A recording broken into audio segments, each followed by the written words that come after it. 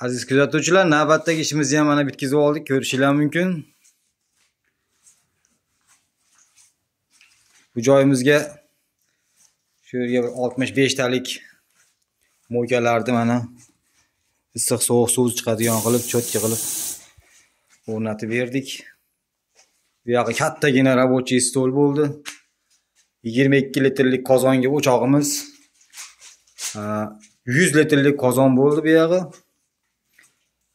Ham o'tinga, ham gazga yonadigan qilib, mana garelkalariga vixtalarning teshiklarini qo'yib ketganmiz.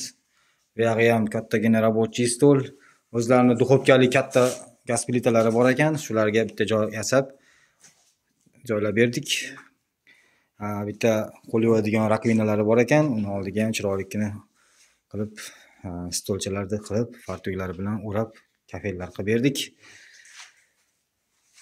Kafellar Xitoyda Angola Black kafellardan foydalandi. Xo'p.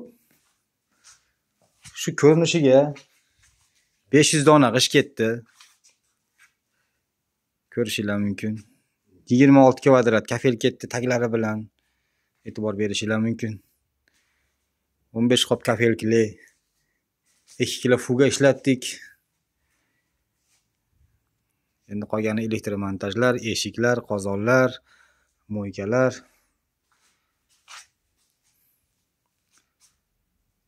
Shu holatga olib kelib qo'ydik. Endi bir tekshirmoqchimiz.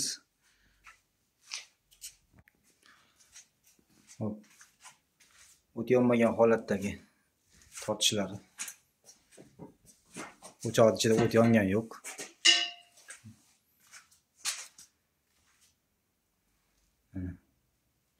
Ba'zilar o't yoqib tortkizyapsizlar degani uchun o't yoqmasdan ham mana video qo'yardik. Shunaqa xizmatlar kerak bo'lsa, ekrandagi nomerlarga murojaat qilaverasizlar. O'zbekiston bo'ylab xizmatdan usta bo'lgan like bosib qo'yasizlar.